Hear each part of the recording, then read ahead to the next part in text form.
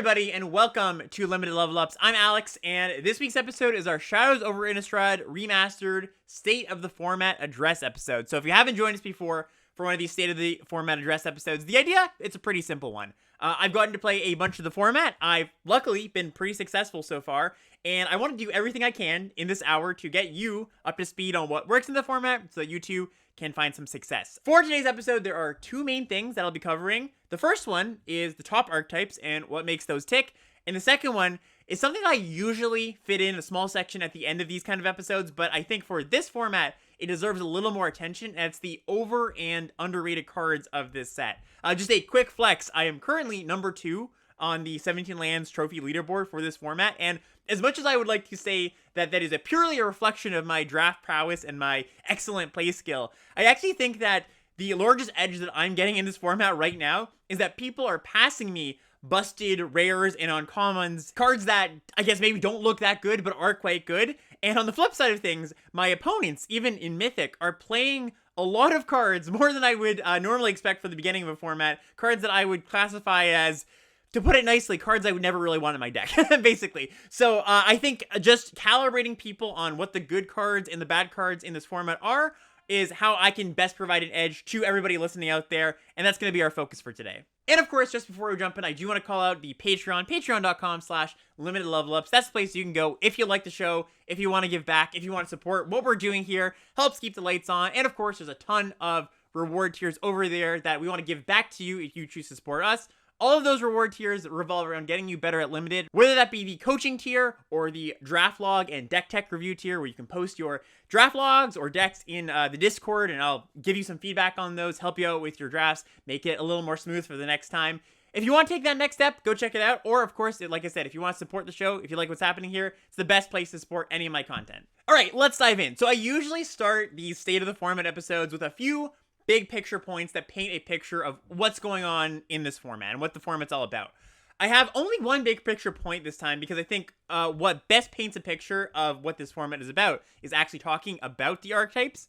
But I did want to touch on one overarching thought about this format, and that's there's a lot of really good uncommons in this set. And when I say really good, I mean there's like 10 of them that rival the best rares and mythics in the set.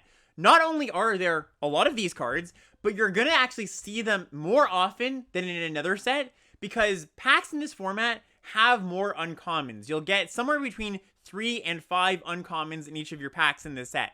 Every pack has, your typical 3 uncommons like you'll see in every single set, but then you also have a chance at an uncommon because of the Shadows of the Past bonus sheet, and also your transform slot, your double face slot, with like werewolves and stuff, that is another additional slot. So you can have up to 5 uncommons in this set, which means that you're going to see these great cards a little more often than you normally would. And, this also applies to some of the rares, too. You're going to see rares a little more often than you normally would, because you can have multiple rares in the pack. And one kind of unintended reason that you're going to see more rares in the pack, or more high rarity cards, is there's a bug currently on Arena where if you have a double-faced card, let's say an Archangel Avacyn in your slot for your double-faced card, you can also sometimes Arena glitches and you can get that same card in your regular rare slot. So I've seen this multiple times. 2 Archangel Avacyns in the pack, 2 Westvale Abbeys, 2 Handweir Battlemen, stuff like that. So you're actually going to unintentionally see more high rarity cards. That's just, just something I thought I would point out as we're getting to this episode. I don't know if they're going to fix that, but currently, as I'm recording this episode, that's what happens. So if you get past an Archangel Avacyn, don't be super shocked. And also maybe be worried, because that might mean that you got gotten by the bug and the person next to you took an Avacyn and passed an Avacyn. Anyways, back to these uncommons here. I'm not going to go in depth exactly right now about every single awesome busted uncommon, because I'm going to be covering them a bit later. But just rapid style fire here. Here are some of the uncommons that are currently on 17lands.com have a game in hand win rate of 60% or higher, which is higher than everything than about 10 or so mythics and rares in the set. So, don't feel too bad if you didn't open some sweet rare, because when you look at your uncommons, they're often going to be rare power level. So yeah, just like rapid style here. Drogskull Captain. This is the blue-white Spirit Lord. Stromkirk Captain. This is the red-black Vampire Lord. These two are going to be rotating out next week because the Shadows of the Past sheet rotates out, but still wanted to mention those. Noose Constrictor is the green 2/2 that has reach, and you can discard a card to give it +1/+1. Nebelgast Herald, this is the 2 and a blue 2/1 flying flash. When it enters the battlefield or another spirit enters the battlefield, you can tap down a creature your opponent controls. Town Gossipmonger, which is the 1/1 for 1 in white that you can tap another creature, transform it into a 2/3 that you can pump. Duskwatch Recruiter is the 2 mana green creature that you can look at the top 3 cards of the library by paying 2 and a green to grab a creature, and then the backside it flips into a 3/3 that makes your creatures cost less. And Lone Rider, 1 and a white for a 1/1 first strike lifelink. At the beginning of your end step, if you've gained 3 or more life, you transform it, and it transforms into a 4/4 lifelink first strike trample. All these cards are excellent, just like straight up awesome. I think some of these are a little more obviously good than others. I think stuff like Lone Rider and Town Gossipmonger, Moose Constrictor haven't quite made their way into the collective conscious of, oh yeah, this is an awesome card. Like I said, I'm going to expand on these a little bit later. But the prevalence of so many good cards at lower rarities than rare means 2 things to me. Number 1, in the draft, it means you should be more flexible and willing to abandon some of your earlier picks if you see some of these cards a bit later. For example, let's say you started your draft with a good green rare and then you got past a good green uncommon, and then pick 3, you see Stromkirk Captain, which is the black-red vampire lord, and you see a, kind of decent green card. Like, let's say a Hinterland Logger, which is the 2 mana 2/1 werewolf that flips into a 4/2 trample. Solid card, but I would definitely just speculate on Stromkirk Captain, because it's almost like somebody passed you a rare 3rd pick. Now, that rare, if you take that there, quote-unquote rare, it means that you're potentially giving up your green cards. But that's okay, because the opportunity cost of what you're passing on, the 2 mana 2/1 werewolf, that's not that big of a deal, right? So I would definitely be more willing to speculate on these cards as they come to you as the packs go on. And then 2, the other thing I think this means when you have so many of these awesome cards at lower rarities is that removal spells, they are quite important and they are good. And, I don't think removal spells being good is really a surprise, but there are some formats that are hostile to removal spells. Either the creatures are resilient to removal, or they generate card advantage on ETB, so your removal spell kind of gets embarrassed. All of these cards, the good ones I mentioned, like, they do just die to a removal spell for the most part, and they're not resilient to a removal spell for the most part. Removal is effective against these cards, and you're going to want to prioritize a good amount of it. I'd be happy with 5, 6 cheap interaction spells, so you can actually deal with one of these when your opponent plays one on turn 2. Alright, so like I said, that's my one big picture point. Not to say there's not other rules of engagement or guidelines that you can follow to do well in this format, but I am going to move on to archetypes now, because I do think that having an understanding of the best archetypes in this set really does help paint that picture of what you should be doing in the format, at least from a, this is a level 1 of the format perspective. There's a lot of cool niche decks you can build in this format successfully, but in, in the classic, you got to learn the rules before you break them fashion. I think having an understanding of these top 4 decks in the format is important to success. So, the top 4 decks in the format, the most supported decks and the most successful ones are 4 out of the 5 tribal decks in the set. So humans, vampires, werewolves, and spirits. Zombies is notably left off this list because, well, it's not really a deck unless you open or get past multiple rares. The zombie commons are pretty bad for the most part, and there's a pretty distinct lack of synergy. There's not a lot of cards that just call out zombies that are good. Zombies as a tribe just unfortunately got less support than the other decks. It's repentance for being so good at Midnight Hunt, I guess. I'm going to touch on a few of the other archetypes today, but if you're looking to contextualize the cards in this format, you mostly want to ask yourself, what does each card do in the context of these 4 tribal decks? On my stream, I've had a lot of folks ask, do these tribal decks get worse starting next week? Because the Shadows of the Past bonus sheet changes, we're no longer going to have as much support for these decks. My answer is probably affects them a little bit, but not enough to make what I'm talking about today lose relevance next week. And also, some of those decks are going to get additional support from next week's bonus sheet as well. Next week's theme is Flashback. Green-White gets Travel Preparation, which is a really, really great tool to push damage. It's a flashback card that puts counters on your cards, Green-White flashback card. Spirits, or just blue decks, get Silent Departure, which is an excellent bounce spell.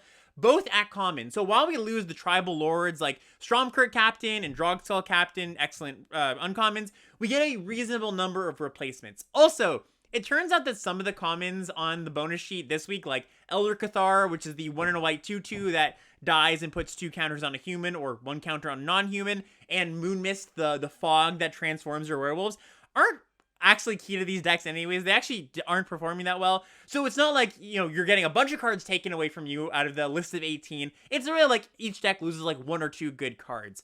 And of course, like I said, you are replacing those with comparable options. So I'm going to start off the archetypes here with the 2 decks that I've been winning the most with, green-white humans and red-black vampires. Let's start with green-white humans. So I think last week I called this deck a typical green-white aggro deck with human synergies. And after playing a little bit, I'd actually revise that statement and say it's an aggressive leaning mid-range deck that does care about humans, but surprisingly is pretty good at using the delirium cards as well. And I'm going to elaborate on that delirium aspect in a second. I called it an aggressive leaning mid-range deck rather than just an aggro deck, because unlike a typical aggro deck, green-white has a lot of tools like clues, delirium, just stuff that's good in the late game, equipment, creatures with good keyword abilities like lifelink, first strike, vigilance, that allow you to play a bit of a longer game if you need to. It gives you the tools to block if you need to play defenses, your creatures are just good in combat, and tools that are going to make you good at creature combat as the game goes on, like Theo's equipment. You can still have a really great curve out, just like any, green-white curve out creature deck. It's totally going to happen. But don't think of this as like your typical aggro deck that never wants to draw its 6th land or can't win if it doesn't have its 2-drop on time. It has a lot of tools that remain relevant as the game goes on. So let's just touch on the obvious cards that are good in green-white, or cards you would think would be good in this deck. And it's the cards that care about humans, call out humans. For the most part, if your card says, hey, when a human does this, or a target human gains this, it's going to be a pretty good card. I'm going to note some exceptions in a second, but cards like Courageous Outrider, which is the 3-0 white, 3-4 uncommon, that when it enters the battlefield, you look at the top 4 cards of your library, put a human in your hand. Veteran Cathar is the 1 green 2-2 that you can pay 3 white to give target human double strike until end of turn. Intrepid Provisioner even is a pretty solid card, is the 4-mana common 2 green 3-3 trample. Then when it enters the battlefield, another target human you control gets +2/+2 until end of turn. 2 cards that are only going to be relevant for this week because they are on the bonus sheet are Butcher's Cleaver and Avacyn's Collar, 2 really good uncommon equipment. Cleaver is the one that gives +3/+0, and if it's equipped to a human, that human has lifelink, 3 to play, 3 to equip. Avacyn's Collar is the 1 mana one that has 2 mana equipped to equip. The equipped creature gets +1/+0 in vigilance, and if the equipped creature dies, if it was a human, you put a 1/1 spirit onto the battlefield. So all these cards, just call out humans and are pretty good. You can feel pretty safe about putting them in your deck. And the other side of the equation here is that the creatures that have the creature type human, not necessarily caring about other humans or calling out humans, but just the cards that say human on them, are generally pretty good. I want to note Thraben Inspector. This is my call for the top common in the set. 17 lands also agrees as the top common in the set. Single white mana for a 1/2. When it enters the battlefield, investigate. And I think a lot of people do have it in their head that this card is good, but I would just bump it up a little bit more. It's just so good in any white deck, honestly. It doesn't matter if you care about humans, but in a deck that does care about humans, you get the train rolling on turn 1. You get this body that replaces itself. You can put an equipment on it to become a relevant card, put counters on it to become a relevant card. Really phenomenal card. Byway Courier, another good one. 2 green for a 3/2. When it dies, investigates. Obsessive Skinner, 2 mana for a 1/1. When it enters the battlefield, you put a counter on a creature you control. Delirium, if you have that, you put a counter on a creature at the beginning of your opponent's upkeep, each of their upkeep. So all pretty good cards. I do want to call out 2 cards that are not quite traps. I wouldn't call them traps as like you shouldn't put these cards in your deck, but notably worse, I think, than some of the other payoffs. True Faith Censor and Hamlet Captain.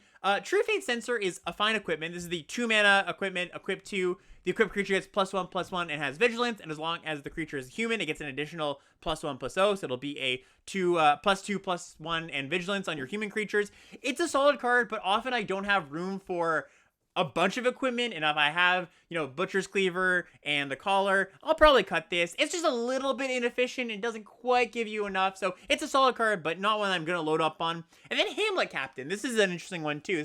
It was a bit of a surprise to me as I started playing with it, and I was like, I'm kind of not as into this card as I thought it would be, and I checked the 17 land stats, and it was actually way lower than I would even expect, even after thinking I didn't like the card that much. But this is 1 green for a 2/2 at uncommon. When it attacks or blocks, other humans you control get +1/+1 until end of turn. And again, this is a fine card. You can put it in your deck. I just wouldn't prioritize it too highly. The issue with it generally is that it asks a little bit too much of you to keep it alive consistently. Like, you play it on turn 2, it's just going to attack as a 2/2. And that's just, it's just a 2/2 until later, right? You play another human, and maybe a human on turn 3. Maybe this is on turn 4 you play this. Okay, you're getting the benefit of the pump, but the 2/2 is not going to survive very often in combat, so you have to line up a combat trick, and maybe you don't have a combat trick. So it is too medium on turn 2, and then it's a little bit too hard to take advantage of its ability later. So again, a fine card you can put in your deck. I just want to call it out as one of the lesser payoffs. Okay, so that's the human aspect of the deck. I now want to touch on the Delirium aspect that I alluded to a second ago. So before I talk about how Delirium cards fit into this deck, I kind of want to dissect why black-green in this format, black-green Delirium, which is the intended place for the Delirium cards, isn't actually a very good deck, and I don't think uses Delirium cards to the best of their potential. So quick sidestep over to talking about black-green for a second. So the problem with black-green as a deck is that it's got a lot of problems, but mainly you have to play a lot of bad black cards to enable your Delirium, to enable getting a bunch of cards into your graveyard. Black also doesn't have a lot of great spreads of different card types you want to play. You have actually a tough time getting to the 4 card types in black-green specifically. There's not a ton of ways to, for example, get lands into your graveyard that you've already played. I mean, there's some discard outlets, but they're actually pretty light. And in general, the black cards are pretty bad. I think black is the worst color in this format by quite a bit. I think that outside of the black-red madness deck, none of the black commons are very good. And so black-green just naturally runs into this problem of you have to play bad cards, you have to play bad enablers to try to turn on your Delirium synergies. But then there's another layer too, where the Delirium payoffs that you see in black-green aren't actually that effective in the deck. So black-green ideally is like this grindy deck that wants to put up some early defenses, and then eventually it turns on its Delirium payoffs, and then your early game cards are a lot better than they were before. That's kind of the idea. But the problem with that is one of the problems is the payoff you're getting for, okay, I've done the thing, I've turned on Delirium in black-green. It doesn't actually, though, the payoffs don't really line up that well with I'm good in the late game. You've got stuff like the Signpost Uncommon Mourn Willow, which is a 1 black-green 3/2 haste that when it enters the battlefield, if you've got Delirium, creatures power 2 or less can't block this turn. That's really dissonant for what I think you want to do in a grindy black-green deck. Even the stuff like Gnarlwood Dryad, which is a 1-mana 1/1 death touch that turns into a 3/3, and Obsessive Skinner, which is a 2-mana 1/1 that, it's the 2-mana 1/1 that comes in with a counter, and then you can, if you have Delirium, you can spread the counters around at every turn.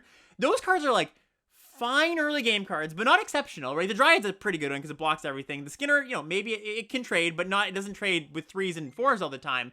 And then when you turn on Delirium finally, it's like, all right, I have a 3/3. That's not that impressive for when I put it up. I've been spending so much time just defending, and now I've got a 3/3. It's okay. And the Skinner, it's like, okay, I've got this thing that starts to accrue value as the game goes on, but I still need a lot of turns to turn my early defensive speed into something that I care about by spreading my counters around. Otherwise, you just got these okay blockers that, yeah, they'll slowly grow, but that's not the payoff I really want for a late game deck. I want some really big effect. And the payoffs you get from these Delirium cards are actually more effective in an aggressive deck, because your 1-mana 1/1, you might put an equipment on it, you might put some counters on it in the early game, but turning your 1/1 into a 3/3 relatively early in the game, maybe on turn 5, that's pretty good for an aggressive deck, because you've already been attacking, so a sudden 3/3 is pretty good. Same with the Skinner. You've already got your opponent down to 10 life, 9 life, and they've maybe started to stabilize. Well, that Skinner is going to do a really good job of helping your creatures push through now that Delirium is enabled, right? It actually is much more effective to go from,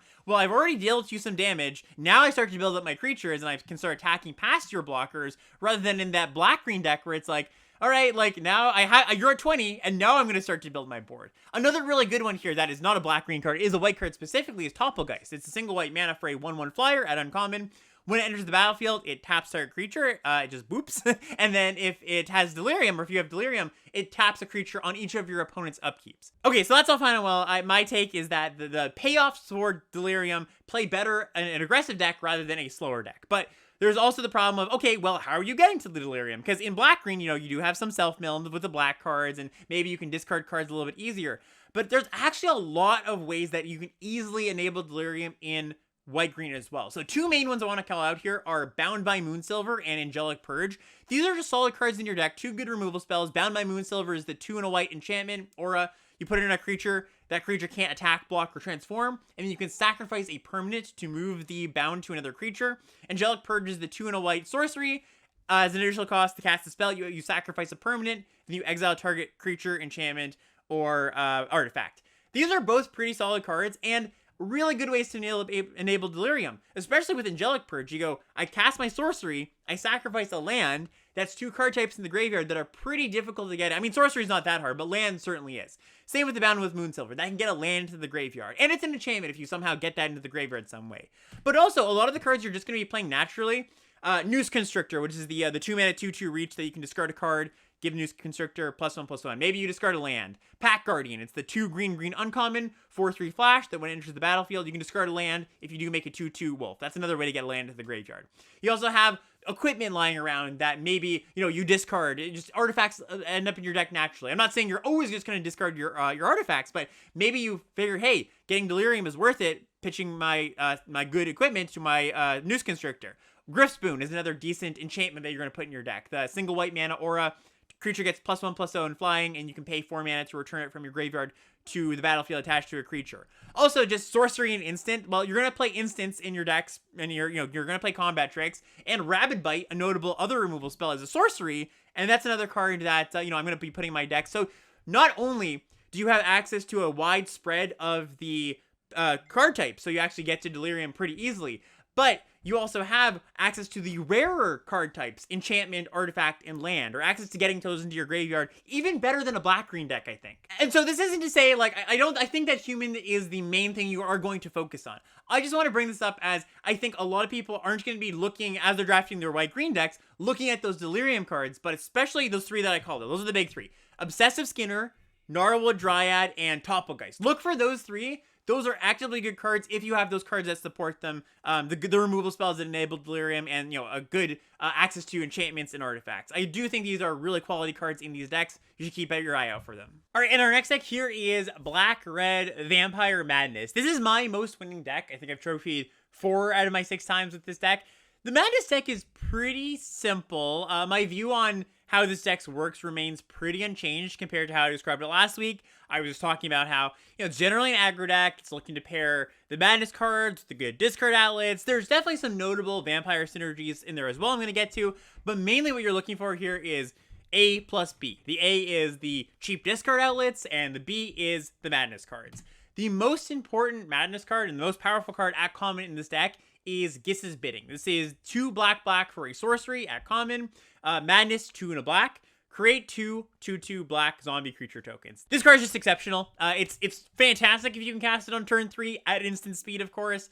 It's nice to, if you can cast it on turn 4, you don't have that discard outlet, that's fine too. No matter what, this card is going to be a good card in your deck.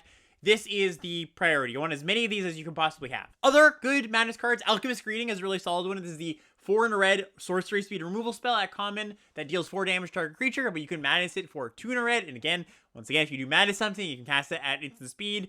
2 solid creatures here. Blood Mad Vampire is the 2 and a red 4/1 that when it deals combat damage to a player, you put a +1/+1 counter on it. Madness for 1 and a red. Weird Vampire, 3 and a black for a 3/3. Madness for 2 and a black. And then if you had some uncommons in the mix here, Fiery Temper is excellent. This is the 3 mana, deal 3 instant at uncommon. Madness for a single red. Stromkirk Occultist, 2 and a red for the 3/2 trample. When it deals damage to a player, that you exile the top card of your library, you can play it until end of turn. Madness for 2 mana. I want all these cards in my deck. There's not really a limit for any of the ones I just mentioned, I would say. Again, Giss's Bidding is super important. It is the best Madness card outside of rares. And there are a few cards that I definitely don't want. Alms of the Vein is one of the main ones I want to count out here that I've seen my opponents play way more than I would have expected. This is 2 and a black for a sorcery. Target opponent loses 3 life, you gain 3 life. Madness for a black mana. The problem with this card is that it's just not really necessary. Yes, there's the idea of this finishes off the last few points of the game. But your cards are actually just pretty good at doing that. They attack pretty well. There's burn spells that also hit creatures at common. You don't need to stoop this low. And then another one is Insatiable Gorger, 2 red for a 5/3. Has Madness for 3 in a red. And Insatiable Gorger attacks each combat if able. This one's just awkward because it's a 4 mana Madness card. It's not that great. One of the biggest benefits of Madness is you're getting a mana discount, and this doesn't discount any mana. So these 2 are ones I would steer away from. More so Elms than Insatiable Gorgers, but yeah, Insatiable Gorgers is a card that I only really play if I don't get enough other Madness cards. And then talking about the discard outlets here. So the best ones at common are Olivia's Dragoons and Ravenous Bloodseeker. Olivia's Dragoon is 1 and a black for a 2/2. You can discard a card to give it flying. Bloodseeker is 1 in a red for a 1/3. You can discard a card to give it +2, -2. You know, Olivia's Dragoon is a pretty good example of why you don't need Elms of the Vein, because it's just like, all right, well, this is just going to like deal them the last 4 points just by discarding some lands in the late game. And then the third common enabler here, which is worse than the other two, is Insolent Neonate. Single red mana for a 1/1 menace. Discard a card, sacrifice Neonate, you draw a card. This was just worse because it's only a one-shot, right? Like, it's not going to stick around, and you can continuously madness things like the Dragoon or the Bloodseeker. So, fine card, but not as good as the other two. And then when you move to Uncommon, you get some real sick payoffs here. So, Fury Blade Vampire, 1 in a red for a 1/2 trample. You can discard a card at the beginning of your combat, and if you do, Fury Blade Vampire gets +3/+0 until end of turn. This one's kind of funny because this doesn't actually allow you to cast your madness cards at instant speed. I mean, obviously it is instant speed because it's the beginning of combat, but it's not like you can flash it on your opponent's turn. But that's made up for the fact by this is a 4/2 attacker. Like 4/2 trample for 2 mana is pretty good in a deck that can enable it.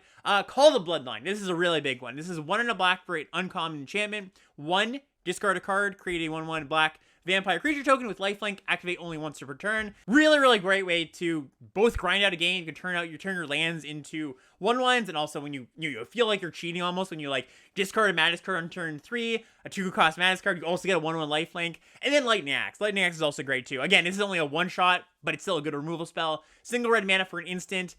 You can either discard a card or pay 5 as the initial cost to cast this, and it deals 5 damage to target creature. So, just the sequence of going like, turn 4, Lightning Axe, I discard my Guess's Bidding, I kill your thing, I make 2 2/2s with flash speed. Like, that's just really powerful. And some traps as far as the enablers go. I don't really want Mad Prophet in my deck. This is the 3 in a red 2/2, haste, tap, discard a card, draw a card. It's just a little bit too clunky. Your Madness enablers, it's great if they're cheap, so you can go the natural curve of play a 2-drop, Madness enabler, play a Madness card on turn 3, and just keep pumping up Madness cards from there on out. Mad Prophet is nice. It is a good grinding tool. It lets you, draw. It gives you card advantage because every time you discard a Madness card, you're actually drawing a card. But I don't think this deck necessarily needs card advantage. All of its cards are just like really good at killing you. So I'm not too worried about like making up for any card disadvantage I have. It's just these cards are efficient and powerful. I don't think you need to necessarily worry about flooding, especially because a lot of the Madness discard outlets, like, they are good uses for your lands in the late game, like Call of the Bloodline, even giving your Dragoon flying. So this is when I would say Whale of Brave Flame. But just like Insatiable Gorger, the 4 mana 5/3 attacks each turn if able, I would play Mad Prophet if I ended up with a lot of Madness cards, but was lacking on outlets for discarding cards. And just to give you some rough numbers, I probably want like 6 or 7 of each Madness enablers and Madness cards. So if you're a little bit below that, if you've got like 4 Madness outlets or discard outlets, then yeah, you can probably play a Mad Prophet. And then the vampire aspect of this deck. So there's 3 really, really great uncommons here. The kind of like mythic uncommon for this deck is Stromkirk Captain. This is the 1 black red 2/2 first strike. Other vampires you control get +1/+1 and have first strike. Again, this is one of the ones that is going away at the end of this week, but just phenomenal. It's not it's old first strike, not new first strike. Well, because what they usually do with first strike these days is they say only when you're attacking or only in your turn. Well, this just says first strike to all your things. So maybe you're not in the best position to attack, but you can get in like one thing, right? You got like an Olivia Dragoon, and that's getting in each turn. And your opponent's got these big ground creatures that you're like, well, I don't know if I can race them. Well, if you just got a captain, all of your things have first strike. It's so impossible for your opponent to attack into your team unless they have a removal spell for the captain. So really phenomenal card. Not even to touch on the fact that it just like puts out so much damage, makes it impossible to block. The other really awesome one that I think this is one of the big underrated cards that I think people haven't quite caught on to how good this card is. Indulgent Aristocrat, single black mana for a 1/1 lifelink at uncommon. 2, sacrifice a creature, put a +1/+1 counter on each vampire you control. Really makes it so that, blanks the removal spells. Really, really good with Call the Bloodline because you start making tokens. You can sack those tokens and make your lifelink creatures into like 3/3s and 4/4s.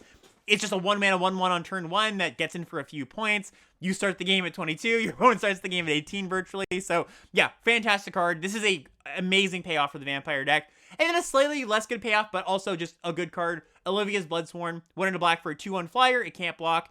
Red, give a vampire haste until end turn. Also a quality card. All right, moving on now to green-red werewolves. And this deck is also pretty straightforward. It's kind of like humans in the sense that all the cards that reference werewolves, or at least most of them, kind of work as advertised. There's not too many traps going on here. Stuff like Hellpack Resurgence, which is the flash enchantment at uncommon, 2 and a green. Each creature you control that's a wolf or a werewolf gets +1/+1 and has trample. Elric's Kindred, 2 and a red for a 3/2 trample at uncommon. 3 and a green, target attacking wolf or werewolf gains indestructible until end of turn. Like, these cards all work as advertised. Kind of how I was saying last week, how white-green is like a straightforward beatdown deck with some human synergies. This is actually that. It is just like a straightforward red-green beatdown deck. You got some werewolf synergy in there. You're going to prioritize a good curve. You're going to prioritize good tricks, good interaction. It's kind of just like your classic limited green-red aggro deck. And there's not too many traps to fall into. Like, you know, all of the werewolf payoffs are pretty solid. Most of the cards that are werewolves or wolves, like, you're not going to have a terrible time putting them in your deck. I do want to call out one card here. Uvenwald Captive, 1 and a green for a 1/2 defender at common. Tap to add a green mana. Then 5 GG to transform it, and transforms into a 4/6 that adds 2 colorless mana when you tap it. This is a fine card. It's a little bit better in other green decks, like maybe a blue-green deck than it is here. Often you want your 2-drops to attack. You want your 2-drops to play well with your anthems. This one's fine. Like, it's not a terrible card. It does eventually turn into something, but there's not like usually a natural curve of, well, I play this on 2. Now I play my awesome 4-drop werewolves. A lot of the werewolves cost like 1, 2, and 3 mana. This does help if you have some number of werewolves like this that do transform with mana. So you have this, you have the Conduit of the Storm, which is the red one, the 2/3 that when it attacks, you add a red mana. So it's a fine card. It's just not one that you're like, oh, great, 2-drop werewolf, just notably. And then, of course, this is nice because, you know, you get a nice home for Dustwatch Recruiter, which is obviously an awesome card. Is the 2/2 at uncommon that flips into a 3/3 on the backside and makes your creatures cost 1 less. The front side's got the ability where 2 and a green. Look at the top 3 cards of your library, put one of them into your hand. Just one of the best uncommons in the set. Gyre Reach Bandit, it's a nice one here. 2 and a red haste for a 3/2. The backside is whenever a werewolf enters the battlefield under your control, you can transform it. So yeah, like I said, all the cards kind of just like, if they look good in your deck, they're probably going to be good. You know, I can kind of just like go through the list of werewolves and be like, yeah, this is pretty good. This is a deck that just kind of thrives on all of its cards being pretty solid and its synergies working out as intended. It's not super complex. There's not any like hidden thing that makes this deck so much better than the rest of the decks. It's just like a very solid deck at what it's doing. The one card I do want to point out though that really does give this deck an edge, gives you this hidden awesome card, is Moonlight Hunt. So this is the 1 and a green instant at common. Choose target creature you don't control. Each creature you control that's a wolf or a werewolf deals damage equal to its power to that creature. So it's a fantastic removal spell, just like premium removal spell. And you get this if you're the werewolf player at the table. Maybe there's one other one. These wheel all the time, right? I'm sure if you drafted this format, you've seen these cards go really late. Wouldn't you like to get a last pick Doomblade? That's what happens a lot with this card. So this is the one edge you really get drafted in this deck. One more card I want to call out here for werewolves is Neglected Heirloom, because it does look a little bit strange. 1 mana for an equipment, equip 1 at uncommon. Equip creature gets +1/+1, and then when that creature transforms, you transform the heirloom as well. The heirloom transforms to Ashmouth Blade, which is a equipment that equips for 3 and gives the creature +3/+3 and has first strike, so it's a really powerful equipment. This is a good card. As long as you have something in the neighborhood of, like, I would say 6, 7, 8 werewolves that can transform, you know, often you're gonna like put this on your 2-drop and then you just pass the turn and transforms. It is a pretty solid card there. Just some notes on play patterns with the werewolves, you know, with the whole, like, okay, when nobody casts a spell, these transform. Just some thoughts on that. So, one of the really nice benefits of werewolves, or just like the free equity you get sometimes, is you play a 2-drop werewolf, you're on the play, your opponent doesn't have a 2-drop, it flips, right? And your 2/1 transforms into a 4/2, and that starts bashing them, and that's a really good aggressive start. Like, that's why this deck works as an aggro deck a lot of the time. Not to say it needs to do that, right? You can just play creature, combat trick, whatever, but you do get that equity some amount of the time. I wouldn't often just like go 2-drop, 3-drop, all right, pass the turn, flip my werewolves, unless I also had something to cast at instant speed, because some of the time your opponent's going to go, all right, well, I cast an instant at the end of your turn, they don't flip. Or I get to double spell on my turn, they don't flip when, you know, it goes back to your, or they flip back when it goes to your turn. So either you're just going to be curving out early, and then they transform in the late game once nobody really has anything to do, or they transform early. But, you know, sometimes look for those opportunities where it's like, well, is it better to play my other creature, or is it better to flash in my Hellpack Resurgence or cast an instant speed removal spell? That is going to be something you have to wait sometimes, and it's not always obvious. More times than not, though, I would say just play to the board. They'll flip later. And then the last deck I want to talk about in this top tier of tribal decks is Blue-White Spirits. So, Blue-White Spirits, pretty classic deck, just blue-white flyers. 2 cards I definitely want to call out here as real sickos.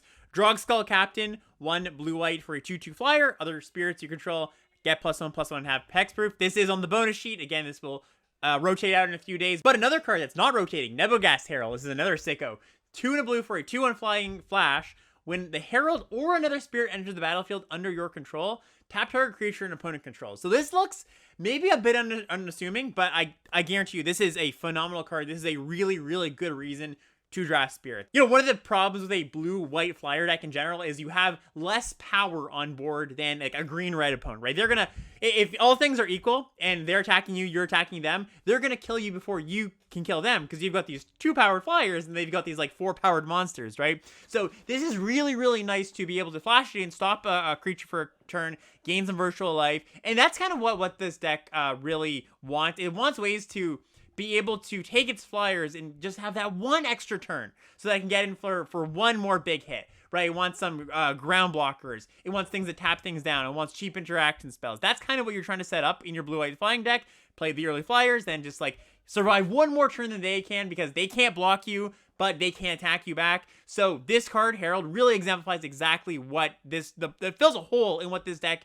has problems with generally. Like a blue-white flyers deck generally has problems with getting outraced, and Herald solves that problem. And especially because, you know, you can cast other spirits with flash, so it's not even just a one-time thing. You can go, all right, well, tap down your thing, multiple times in a row if you have other spirits with flash. And also, if they do happen to have some flying blockers or reach blockers, you can cast things on your turn, proactively tap things down. So this Nebogast Herald is exactly what you want for this deck. It's phenomenal. Some other good cards in this deck. Threebin Inspector. So like I said, it's not just good in humans, it's good in every white deck. The thing this card does in this deck specifically is it gives you that one turn, right? It's this 1-mana thing you can play. Maybe I'll even block some stuff early. You trade off with their 2-drop. You get your card back. They probably won't want to trade off, so they might not even attack. And then in the late game, you draw this, you draw another card, you block their 4/4 for a turn. That's enough to get you over that edge. Apothecary, guys. This is one that I think is a little bit under the radar. This is 3 and a white for a 2/3 flyer.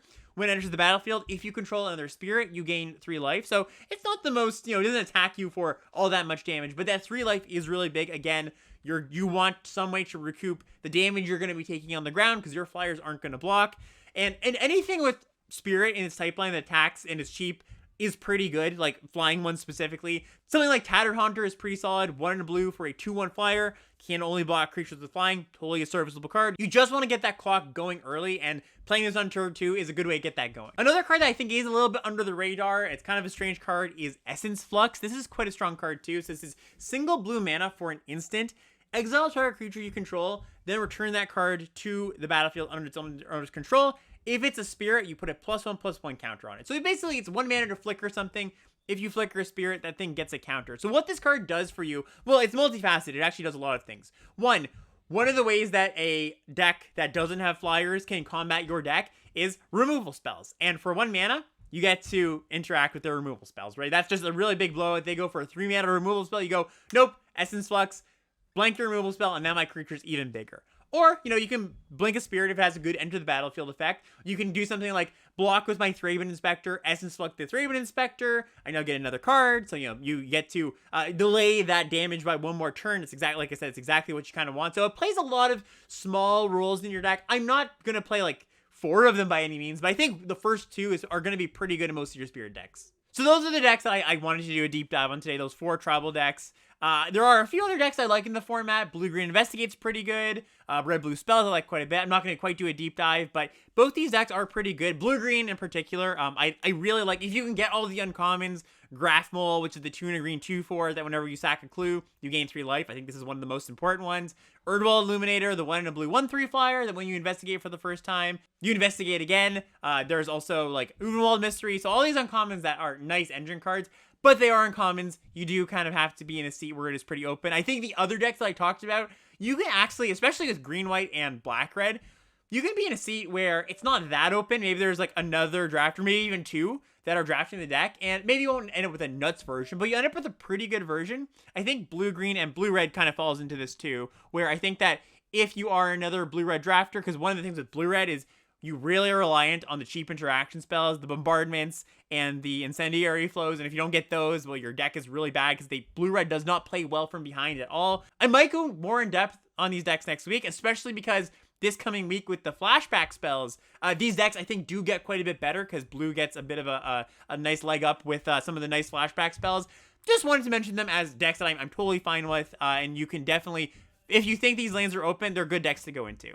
Before we move on to our next section, where we're talking about some individual cards, I wanted to touch on Emerge as a mechanic as a whole. Emerge got a lot worse compared to how good it was back in Eldritch Moon, mostly because they took away a lot of the enablers, like just like not a lot of things you want to sacrifice. Also, the format is a little bit faster, so giving up board presence is a little bit more painful. Like, a lot of these cards, they give you back a card in some way, a card's worth of value, but not necessarily on-board presence. So most of these cards are just cards I don't want in my deck. The one that I do think is good at a common level, or common or uncommon, is Wretched Griff. This is the 7-mana 3/4 Emerge for 5 and a blue. When you cast it, you draw a card, it has flying. I think most of the uncommons are not very good. Wretched Griff is a card that you can just play, and you don't even necessarily need to put too many things that you can sacrifice for value. But if you have like a Thraben Inspector, that's pretty good. I wouldn't really necessarily put the Occultist, the 3-mana 2/2 that when it dies, you draw a card in your deck just because you have a Wretched Griff or two.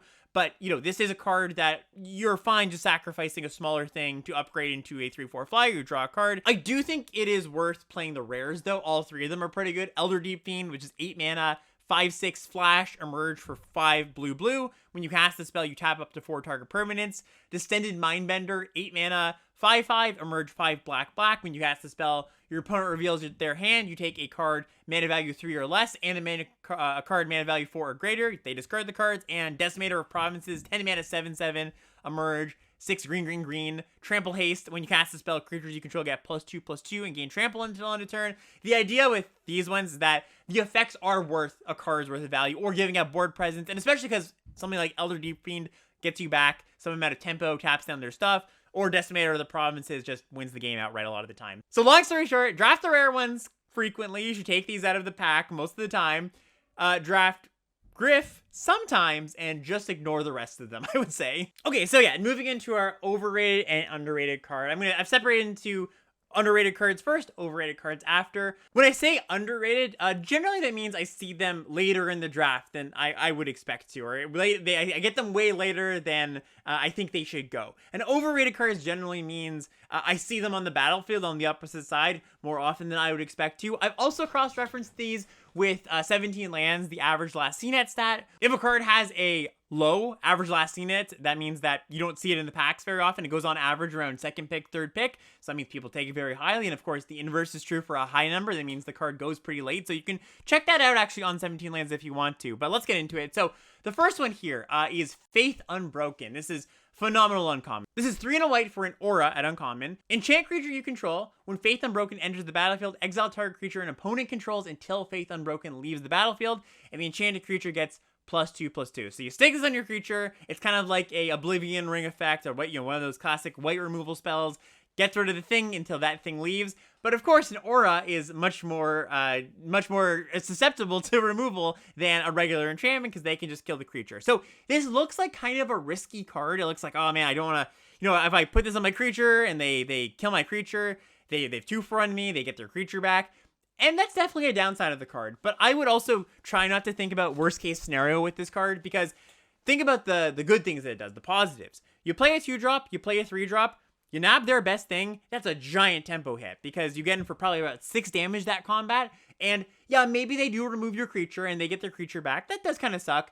But sometimes it doesn't. Sometimes it just goes, they don't have that removal spell. Or it's a removal spell, like a white removal spell that is an aura-based removal spell. And also, if they do have that removal spell, it's not that bad for you, because you've gotten a huge chunk of damage, and them casting that removal spell, needing to cast that removal spell in the next turn, often means that they disrupt their curve in some way, right? They cast the 3-mana interaction spell, they can't cast the creature they want to play. Also, you can be, a bit vigilant about when you cast it. Don't cast it into open mana if you can. Maybe wait until later to the game, because maybe you felt you've drawn out their removal spells and you just get to stick this on a flyer or something. So this is a premium uncommon. I've seen it go last pick some amount of the time, and yeah, this is one of the better white uncommons. Oh, also one thing I should say is, when I'm saying these cards are underrated, it doesn't mean I think you should try to wield them. I actually think I'm pointing them out because I think you should take them highly. Some amount of the time, an underrated card will go later than it should, and maybe even wheels. But if you have the option between a lesser card than Faith Unbroken, a lesser white card and Faith Unbroken, you should just take the better card, which is Faith Unbroken.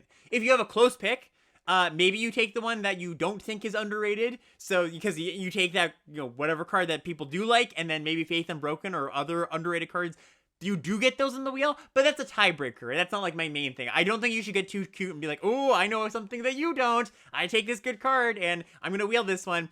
Just take the good card. That'll serve you much better than trying to wheel it a lot of the time. Next underrated card is Lone Rider. So it says a 1 and a white 1/1 first strike lifelink uncommon. At the beginning of the end step, if you gain 3 or more life this turn, transform Lone Rider, and it turns into a first strike trample lifelink 4/4. So I think this card goes later than it should because I think people look at it and they go, oh, it's like a weird life gain card. And there's not that many cards that gain life. There's no life gain theme in this set. It's not a life gain card. It's just a good white aggro card. It plays well with combat tricks. It plays well with equipment.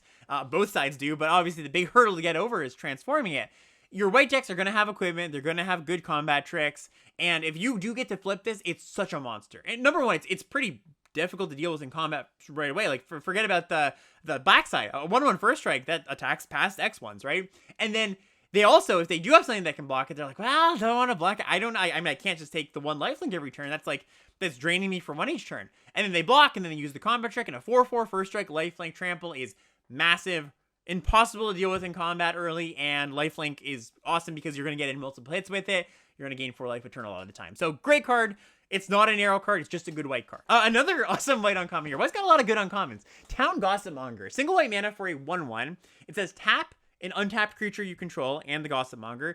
Transform Town Gossipmonger, and it turns into Incited Rabble. And the Incited Rabble is a 2/3 that attacks each combat if able, and has an activated ability. 2 mana, Incited Rabble gets +1/+0 until end of turn. So I think people look at this card and they're like, attacks each turn table. Do I really want that?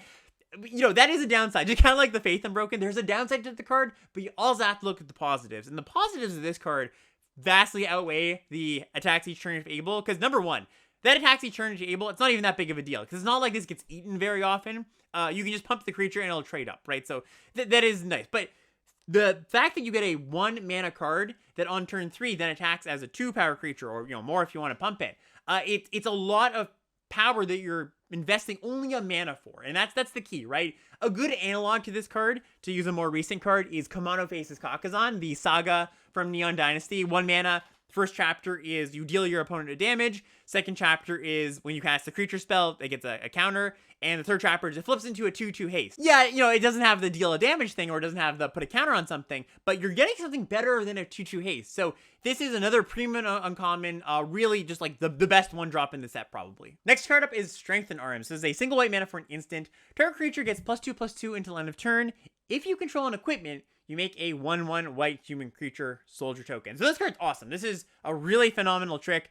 If you're just going to like vanilla test it, 1 mana +2/+2 with a little bit of upside is pretty good. If you think like Free From Flesh from Phyrexia, +2/+2, add some oil. Kind of like that, but this is even better because getting a 1/1 is a really big deal. And your white decks are going to have equipment a lot of the time. And you might think, oh, it's just a 1/1, right? But the fact that you're going to have ways to augment it because you obviously have an equipment in place. So it's almost a card's worth of value and winning a combat. So really phenomenal card. Don't overlook this one. I would play multiple copies if I had equipment in my deck. Next up, our last underrated card. By the way, I say last, but this is by no means a exhaustive list. These are kind of like the ones that did stick out to me. Ones I had in the back of my head as I was drafting this week. Last one here is Noose Constrictor. 1 and a green for a 2/2 reach and uncommon. It's got an activated ability to discard a card. Noose Constrictor gets +1/+1 until end of turn. Another premium uncommon here. Just fantastic. One of the best ones in the set. The thing that's great about this card, well, a lot of things. It's multifaceted. It's on turn 2, you play this. Your opponent has a 2-drop. What are they going to do? Attack into it? I mean, maybe if they have a trick, but you've got this 0 mana face up. All the cards in your hand are split cards, 0 mana combat trick +1/+1, right? So your opponent really can't attack into you unless they have a combat trick. So it's a really good blocker, but it's also a pretty good attacker too, right? Because then, you're attacking this into a 2/3. Well, they can't block that. You're attacking this into a 3/3. Well, maybe they're going to be likely to block there, but then you just get them with a regular combat trick. Really, really great card for just, you do a lot of tricksy things with it too. Don't overlook the reach on this card too. Reach is the hidden reach on this one. And also, this is good for putting stuff in the graveyard. There's, it doesn't enable the last card in Delirium. Sometimes you pitch a land. Sometimes you can, even if you're like a black-green deck or a red-green deck, sometimes you have Madness cards, and this is a Madness outlet. Also, in the late game, you turn all your lands and turn this into a 5/5 for a turn. So it just does so much stuff. Like I said, really premium 2-drop. All right, moving on to the overrated cards here. And this is the number 1 overrated card in the set, I think. Imprisoned in the Moons. This is 2 and a blue for an aura, enchant, creature, land, or planeswalker. The enchanted permanent is colorless land with tap, add a colorless, and it loses all other card types and abilities. So if you want to win games of Magic, I would highly recommend not putting this card in your deck. It's really atrocious. So the thing with this card is that, I think until you see this getting cast against you, you don't really feel how good this is, or how bad this is for the person casting it. Because ramping your opponent, that's essentially giving them a land, a free card in the early game, right? You cast this on their 3-drop, they have 5 mana the next turn. That's just that's really unacceptable, I would say, for what a card can do. Now, you could argue that this card does get better in the late game, and that certainly is true. They're not going to have as many things to use the mana on, but sometimes they do, and sometimes you just, can't afford to wait to the late game. Sometimes you're just like, well, this card is in my hand, and I'm getting killed, and maybe a creature would have just been a better blocker, but you have to cast this because that's the card you chose to put in your deck. So I just think the magnitude of the downside of this card way outweighs it's like blue creature removal, which is, I think, why it's overrated. People get excited about blue creature removal, but the price you're paying here is just way too large. Next card here is Fiendbinder, another overrated card. 3 and a white for a 3/2. When it attacks, tap target creature defending player controls. So we've seen this kind of effect usually at 3 mana before, and at 3 mana it's nice because often they don't have a great block, because you're often going to tap them their one thing that they have a good block with. Because maybe they only have 1 creature, maybe 2, and one of them's a smaller creature. Great, you can attack in, and you do get some early damage in with your 2-drop and your 3-drop.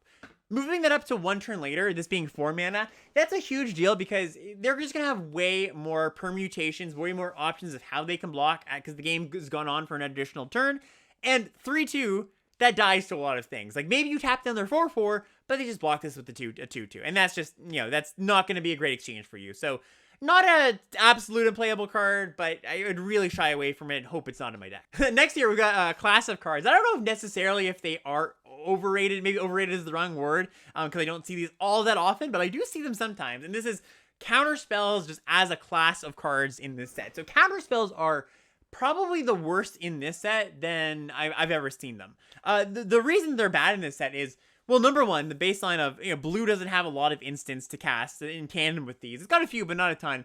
But that's not the main thing. The main thing is werewolves exist in the set, and counter magic is really, really bad against werewolves because you can't just pass the turn. You have to cast something or the werewolves flip. But it's not just one deck that gets punished, that punishes this deck. It's also vampires and also spirits, because those are decks that play at instant speed. So maybe there's not literally a mechanic that says, okay, if you don't cast a spell, I punish you.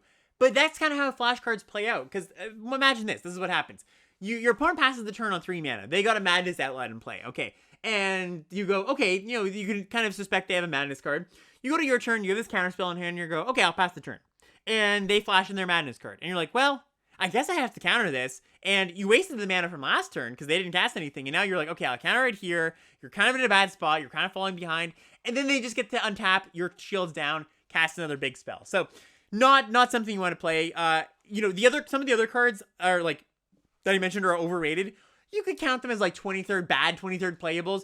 I would really not count a counter spell as a 23rd playable here. Like, just try your very best to not play these. I'll play an 18th land over them a lot of the time. This next one, it pains me. Ulvenwald Mysteries. 2 and a green for an enchantment and an uncommon. Whenever a non-token creature you control dies, you investigate, and whenever you sacrifice a clue, create a 1/1 human soldier creature token. So this is a card I remember being one of the better uncommons back in the day, and maybe it was the community at large was a bit higher on this card than they should have been. Maybe the format was a little bit different. Maybe I was a worse card evaluator. That is certainly true. Maybe it's a combination of all three, but this card's not very good. Most of the decks the only deck I really want this in is blue-green, because you are more defensive, you're sitting back, you have time to like trade things off, crack clues you want to trade off. In an aggressive deck, you much rather have just a creature to attack and block with. You don't want this like really slow card. And I was saying that the human decks can kind of be mid-rangey sometimes, But the beauty of their mid-range cards is if they are in the game state where, you know, your opponent's the one that's maybe a more controlling deck or a slower grindy deck, and you're the one that's supposed to be attacking, you can attack with your cards, like your Delirium cards or whatever, that are good in the late game, but also fine in the early game. You can't attack with Wall of Mysteries. It takes multiple turns to get value out of, and this is exactly what a grindy deck wants to see you play on turn 3, basically, because you're not attacking them. Yes, it gives you card advantage for sure, but that does not outweigh the opportunity cost of not playing an attacking 3-drop. Our last card here is Borrowed Hostility. Single red mana for an instant. It's got Escalate for 3 mana, and it's got the 2 modes. Target creature gets +3/+0 until end of turn, or target creature gains first strike until end of turn. And the problem with this card is neither of the 1 mana modes is very efficient or good or effective at winning combat. First strike wins against something that is exactly, or, you know, yeah, it's exactly enough toughness to be like a 3 power creature attacking against their 3 toughness creature. Sure, it wins the combat there, and +3/+0 will win against like a 2/3 attacking into a 2/3, but that's narrow, and that's narrow enough that I don't think it's a good combat trick. And then when you escalate it, it's 4 mana for, it's gonna win the combat. It's +3/+0 in first strike, but that's just really expensive for your combat trick. So it comes down to neither mode is very good, not a very good combat trick. All right, and then to close out here, I once again, I'm not recording live on Twitch. I couldn't get around to that this week, but I did ask my Discord for some questions that they might have had for a little bit of a makeshift Q&A. So thank you for everybody who provided some questions. The first one we're gonna look at is from 3Copen, and 3Copen says, what rules of engagement have you been most surprised by for finding success in this format? So I think the number one thing that has surprised me going into this format compared to my initial thoughts on what the format might be like is the speed of it. I think that Eldritch Moon and Shadows were pretty, you know, they weren't slow sets, but they also weren't fast sets. And this isn't a blistering set by any means, but it is faster than those sets. I think the biggest thing that causes this set to be faster is the fact that there has been a lot of downshifts and rarities. The Black Red Madness deck in particular got a lot better, and that is a fast deck. A lot of those cards that I was talking about, like Giss's Bidding and the Bloodseeker that discards a card, the 1/3 Bloodseeker, those cards were uncommon, so you're going to get a good Black Red decks more often. And there's, the bonus sheet also contributes to that, because there are some cards that maybe should be uncommon and they're commons, like Travel Preparation and is one I think we're gonna actually Travel Preparation and Lingering Souls, just to get a little bit of a sneak preview for next week's list. Those are really, really absurd cards to put at common and uncommon respectively. So I think that rarity shifts down are going to definitely affect a format, and they have affected this format speed. Usually the more powerful cards you have, the faster the format will be, because power is often tied to efficiency. So just more cheap things, or you're going to be incentivized to play more cheap things. And I would just say, as far as rules of engagement goes, just play more cheap things than you might think. If you're coming to this format from Shadows or Eldritch Moon, you might have memories of those formats being, I would say middling speed. It's definitely faster than that. And this is no surprise to anybody who watches my content, but I'm not shy about playing 2-drops. I love 2-drops, but I'm playing even more cheap cards than I might have expected to, basically. Next question here from Yada Grasso, and they say, excluding when the colors are wide open, how do you know when to move into a less supported color pair? In this case, the enemy color pairs. I talked about the tribal decks. The enemy decks are the ones that aren't tribal. Or Yada Grasso says, or blue-black. How do you figure out when you want to get into these decks? So generally, it's because maybe I'm kind of like figuring out my lane, waffling a little bit, and then around pick 7 or pick 6, I'll see a reasonable payoff. Maybe something like a Mercurial Geist for blue-red, or I do get some of those clue uncommons like the Graph Mole and the Illuminator, Ongoing Investigation for blue-green. Even though those are cards that are pretty difficult to get into your deck, and you don't really want Graph Mole unless you're exclusively doing the clue thing. It's not a very flexible card. It is a really good card for that deck. And it's kind of like I was talking about when, that start where you have a green card, and you see a Stromkirk Noble. You're going to take that because it's worth speculating on the power there. It's kind of the same thing, just a little bit later in the draft, where you see a Graph Mole and you see kind of like a whatever middling common, fine combat trick and aim high or something. I would take the Graph Mole because you never know when your deck's going to get cut off, and those other decks are going to be more open. So often it comes from having the mindset of not locking in and taking cards that are good for other archetypes when the opportunity cost is low. Last question here, we've got Neos Geo, who is Mark Anderson, who has guested on the podcast a few times. Neos has a 2-part question here. what are some of the factors that help you decide between staying open and locking into a tribal lane? Okay, so I'm going to answer that one first. Generally, if I have like 3 good tribal payoffs, that's when I start locking in, thinking, okay, I'm probably going to be this deck. The magnitude of how good that payoff is definitely matters. Like, if it's like some common payoffs, like, yeah, I probably don't really care. But if I have a few good rares or uncommons, yeah, I will probably, the 3 is probably the mark where I'm like, all right, especially like 3 in pack 1, I've got enough to start altering my picks a little bit more. And then, you know, you can still be flexible for sure, but I would say that's a decent baseline.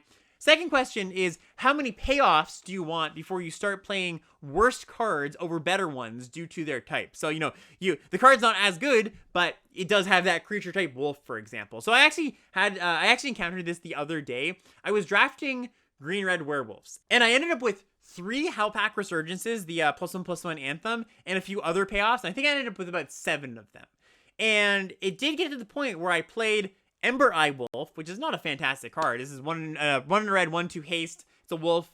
1 red to pump it. It gets +2/+0 until end of turn. This isn't a very good red card in general.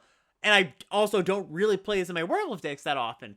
But I did choose to play this over a, like, reasonable 2-drop. I can't exactly remember what it was, but it was a card I would be like, okay, like, I don't mind this card in my deck, whereas Ember Eye Wolf, I generally do. When I had 7 or 6 payoffs around there, I'm like, all right, this is actually probably, I'm going to draw one of those payoffs, most likely. And that's kind of what it comes down to. Are you going to see one of those payoffs to actually make that card good? Because if you never see a payoff, the card is just as bad as it would be in another deck, right? So in your top 7, 10 cards, you kind of want to see a payoff, and with 6 or 7, you're pretty likely. And that's it. Thank you so much for watching and listening, everybody. Hope you enjoyed. Next week, I think I'm still going to probably do some more Shadows content. I'm really enjoying this set, having a blast. But there is a new set just on the horizons. March of the Machine coming out in like 2 weeks, 3 weeks. It's really not long from now. So stay tuned for that. There's a lot of content, of course, a new set coming out. I'm just working, you know, content creators, they don't get a break. Everybody, I appreciate you hanging out, and we'll see you next time. Thank you so much for listening. But anyways, thank you so much for watching and listening. We'll see you next time.